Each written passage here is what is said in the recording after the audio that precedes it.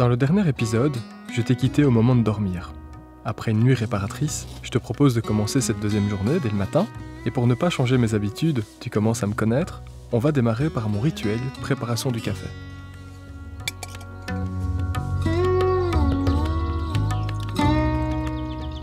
Avec cette vue sur la forêt, je peux te dire que je me sens particulièrement très chanceux pour commencer ma deuxième journée de randonnée.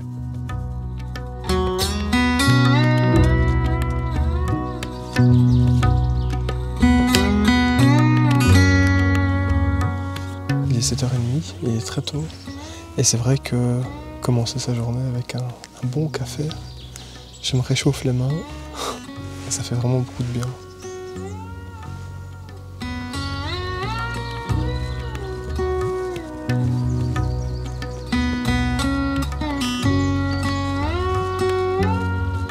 Alors voilà, j'ai pas encore démonté ma tente, tu peux d'ailleurs la voir juste ici en plein milieu de l'écran, mais j'avais d'abord envie de te montrer avant de démonter la tente cette terre de Biolin. Alors là, il est 8h du matin, tu vois que j'étais pas seul cette nuit, il y avait d'autres campeurs. Là-bas plus loin, je pense qu'ils ont dormi à la Belle Étoile. Là, il y avait un couple de Hollandais qui ont dormi en dessous d'un tarp. Et tu vois qu'un peu plus loin, il y a aussi des tentes tunnels. Donc c'est vraiment une belle aire, hein. Franchement. Les autorités ici ont vraiment bien aménagé ça. Et alors ici, il y a un petit chalet dans lequel tu peux faire un feu de bois. Et alors, il y a aussi des poubelles. Voilà, c'est vraiment bien.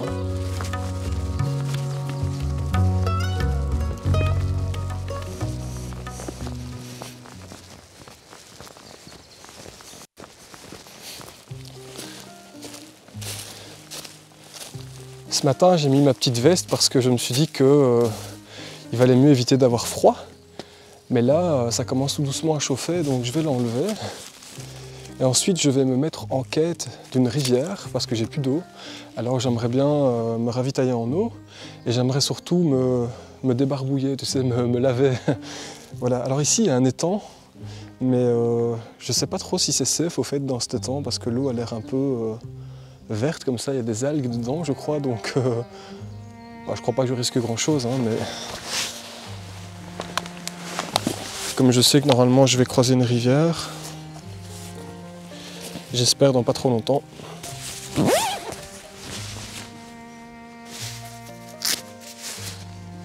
En tout cas, cette petite veste, elle tient bien chaud le matin, hein. Franchement, tu as du mérino dedans, c'est de la laine, hein, de la laine de mouton.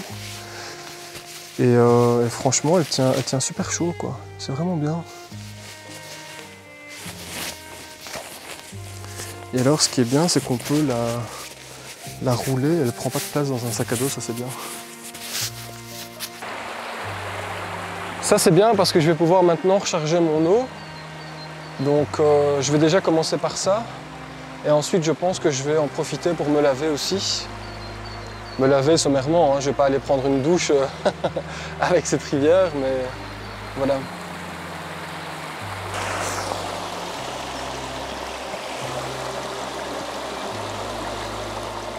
Il est vrai que lorsque tu décides de faire une randonnée de plusieurs jours, il est toujours conseillé d'avoir avec toi un système de filtration de l'eau pour te ravitailler.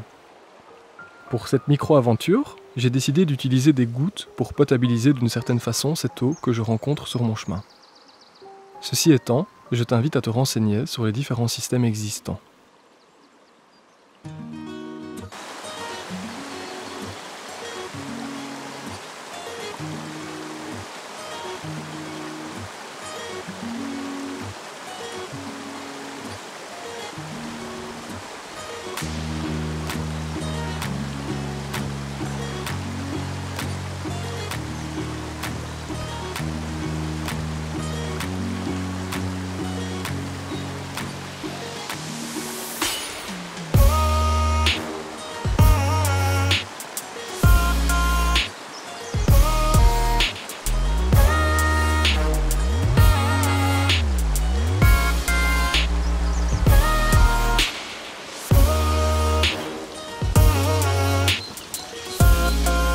En tout cas, je peux te dire que cette petite toilette de chat, ça m'a fait du bien. Là maintenant, je crois que je vais aller me poser, je sais pas encore où exactement, pour pouvoir prendre un petit déjeuner quand même, parce qu'il me faut un peu d'énergie pour cette rando. pas question de, de faire la même erreur qu'hier, de faire cette randonnée ventre vide, bof quoi. En tout cas, c'est vraiment merveilleux comme endroit, c'est vraiment super beau.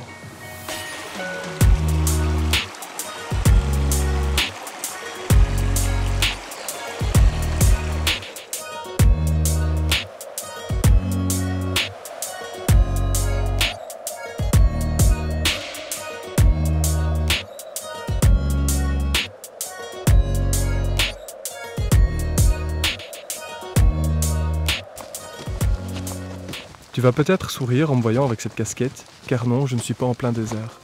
Mais en ce début du mois de mai, j'avais envie de te rappeler qu'il est important de faire attention à son exposition au soleil.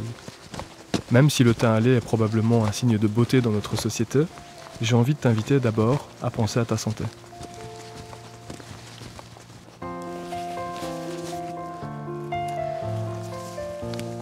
Regarde, ça c'est un pissenlit, hein. Bon, je vais pas te faire l'affront de te dire que c'est facilement reconnaissable. Si jamais tu as des petites faims, tu as une petite faim quand tu te balades en pleine nature, tu dois savoir que dans un pissenlit, tout se mange. Autant les feuilles que tu peux manger en salade, autant la tige, mais aussi les racines. Les racines, c'est un petit goût de carotte comme ça que tu peux faire revenir dans une poêle avec de l'huile d'olive, mais tu dois savoir que les fleurs se mangent aussi en fait, et c'est plutôt bon, hein. C'est un petit goût comme ça, je ne sais pas vraiment décrire ce goût, mais je sais pas, c'est très bon. Wow.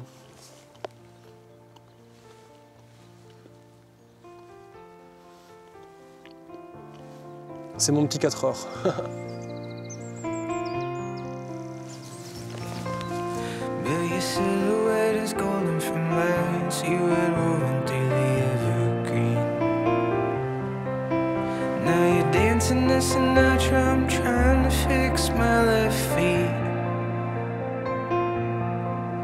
Would it really be all that bad to ask you to marry me? Girl, I'm looking you. You drive away my blues.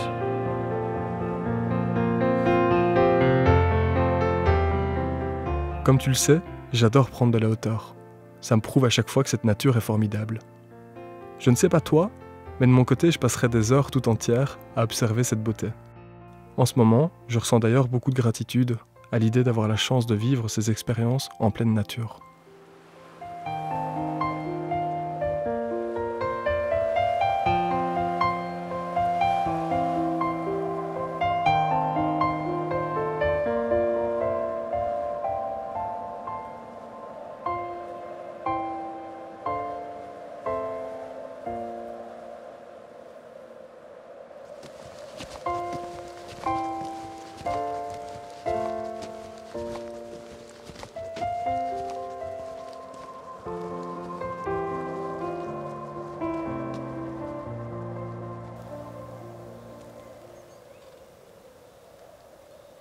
Tu entends?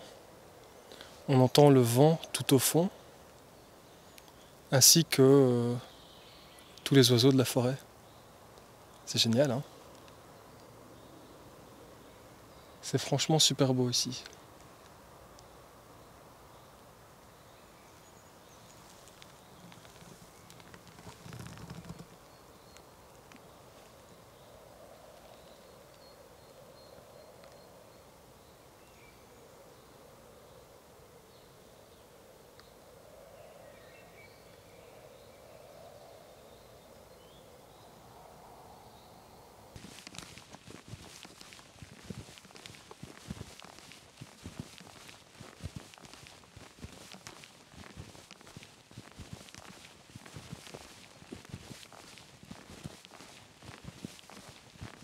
Si tu regardes bien ici, c'est vraiment étonnant, tu as plein de petits sapins à l'intérieur de la forêt.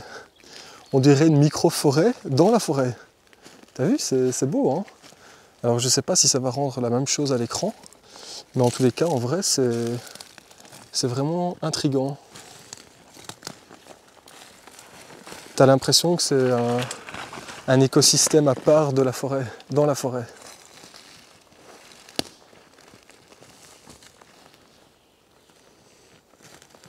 Bon et bien voilà, après avoir lutté dans les derniers kilomètres, je viens à l'instant de terminer de monter ma tente et je vais me préparer à manger maintenant. Alors comme tu peux le voir, il y a toujours les deux néerlandophones à ma gauche et il y a d'autres campeurs aussi à ma droite. Donc voilà, moi je vais m'installer ici pour cuisiner ma petite recette et refaire le plein d'énergie pour demain. Alors je sais pas ce que tu en penses, mais c'est quand même plus sympa que le réchaud à gaz. Hein. Et ça prend pas beaucoup plus de temps. Hein. D'ailleurs, regarde, le lait de coco est déjà en train de fumer. Alors que ça fait à peine 3 minutes que j'ai lancé le feu. C'est fou, hein? Je sais pas toi, mais moi je suis toujours attiré par le feu. Hein. Dès que je vois du feu, je suis content. Je crois que c'est mon instinct primaire. Alors, je ne t'ai pas dit ce que j'avais mis dedans, donc j'ai mis des lentilles, j'ai mis du lait de coco, j'ai mis des poivrons rouges et je vais rajouter du curry vert dans 2-3 minutes quand ça va commencer à chauffer. Un peu mieux. Et tu vois, cette recette, tu peux très bien la refaire chez toi. Hein. T'es pas obligé d'avoir un petit poêle à bois en pleine forêt que pour faire ça. Hein. Mais si moi je sais le faire en version nomade, trekking, eh ben, il n'y a pas de raison que toi tu puisses pas faire cette recette chez toi. C'est très simple, hein. Lentilles, lait de coco, curry vert, poivron. Et tu laisses cuire le tout. Et alors, le secret, c'est venir mettre de la coriandre fraîche sur le dessus quand tu estimes que tes lentilles sont cuites. Elles sont presque cuites, c'est bien. Ça a été vite, hein. Je crois que ça a mis, allez, tout au plus un quart d'heure.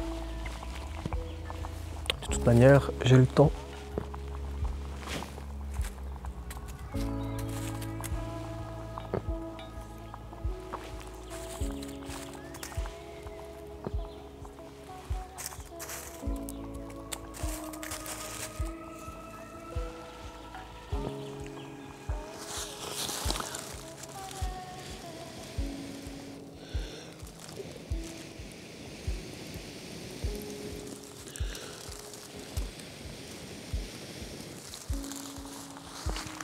Regarde ici, je vais mettre ma coriandre. Voilà. Moi je sais, j'en mets beaucoup, mais c'est pas très grave. Je vais mélanger le tout. Je peux te dire que c'est une bonne portion. Hein. Alors attends, je sais pas si tu vas le voir. Regarde comme c'est beau, les couleurs. T'as vu ça? Donc si tu es un spécialiste des présentations, chez toi, tu peux refaire cette recette et tu peux essayer de faire quelque chose de beau. Ah ben écoute, moi je te souhaite un bon appétit. Je mange tranquillement. Ensuite, je vais me changer et je te retrouve dans la tente d'ici une bonne demi-heure. Le soleil est couché hein, maintenant, donc il est 20h30, 20h45. Il commence à faire froid. Hein.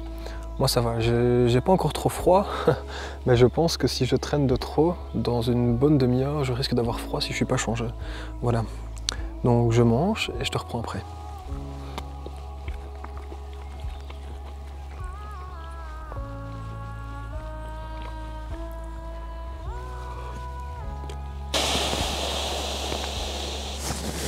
Voilà, je le gonfle pas trop fort parce que sinon après je n'aime pas. Voilà.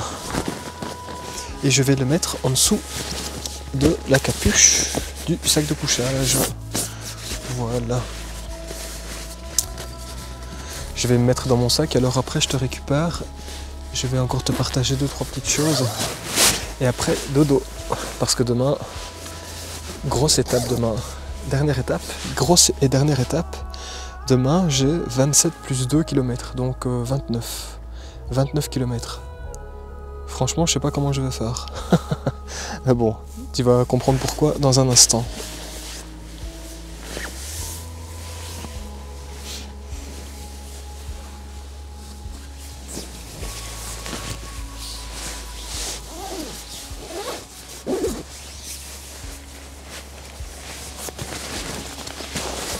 Tu sais, quand je te dis que je vais avoir du mal à terminer ma rando, en fait, c'est parce que j'ai fait 3 erreurs de débutant, c'est pour ça que je vais t'en parler. La première erreur, c'est de surcharger mon sac à dos. Franchement, j'ai mis trop de matériel dans mon sac à dos et là, j'ai vraiment du mal à le porter, en fait. Pourtant, je suis en pleine forme, hein, c'est pas ça le souci, mais à un moment donné, quand t'exagères, quoi. Donc, première erreur de débutant, c'est la surcharge du sac à dos. Beaucoup de gens, lorsqu'ils commencent à faire du trekking comme ça pour vivre des micro-aventures, se retrouvent avec des sacs à dos surchargés de nourriture ou autre chose. Mais c'est pas nécessaire, faut vraiment s'alléger pour, profiter un maximum de sa randonnée. La deuxième erreur de débutant, c'est le fait de ne pas avoir pris mes bâtons de marche. Et ça, c'est ridicule parce que franchement, j'ai des super bâtons de marche. Mais comme j'avais ma caméra dans ma main, je me suis dit je ne vais pas les prendre parce que j'en aurais pas besoin. En tous les cas, je ne saurais pas les tenir. Et en fait, quand tu marches avec un sac à dos lourd sans avoir de bâton de marche, eh ben, en fait, tu te rends compte que tu te flingues les genoux, quoi. Moi, heureusement, j'ai mal qu'à un seul genou, le genou droit, mais je n'ai jamais eu de douleur dans ma vie aussi forte que ça en marchant, en faisant du sport, quoi. C'est un truc de dingue. Franchement, les 10-12 derniers kilomètres ici, j'ai vraiment eu du mal pour terminer cette deuxième étape. Donc, je ne sais pas comment je vais faire demain, 29 kilomètres dans cet état-là. On verra. Et alors, la troisième erreur de débutant, c'est le fait de ne pas avoir pris assez de barres, de céréales ou des trucs sucrés. En fait, il n'y a rien à faire, hein, quand tu marches 8, 9, 10, 11, 12 heures, à un moment donné, ton corps, il brûle des kilocalories, quoi, donc tu as besoin d'avoir du carburant. Et moi, j'en ai pas pris assez avec moi. Donc le problème, c'est qu'à un moment donné, je pense que je me retrouve en hypoglycémie, probablement, donc en manque de sucre. C'est pas grave, hein, c'est jamais que 3 jours, mais c'est vraiment des bêtes erreurs, quoi. Le pire, c'est que je le sais. T'imagines avoir une fringale comme ça, moi qui ai fait du sport de haut niveau à une époque, enfin, franchement, c'est les vraies erreurs de débutants, quoi. Et c'est pour ça que je t'en parle, justement. Donc on verra comment se passera la troisième étape demain.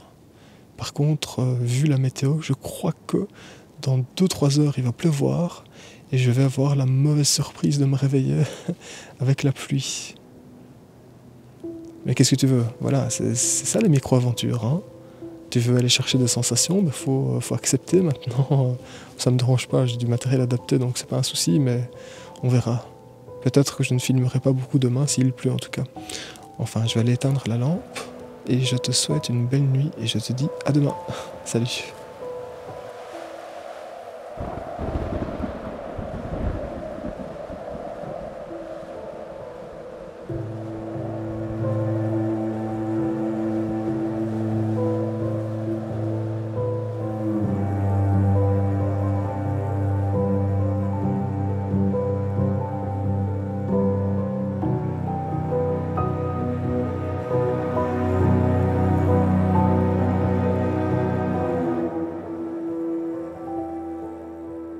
Cette vidéo est maintenant terminée. Si le cœur t'en dit, tu peux la commenter, la liker, la partager, parce que tu sais que c'est important pour moi, mais surtout, abonne-toi à ma chaîne YouTube si tu ne l'as pas encore fait.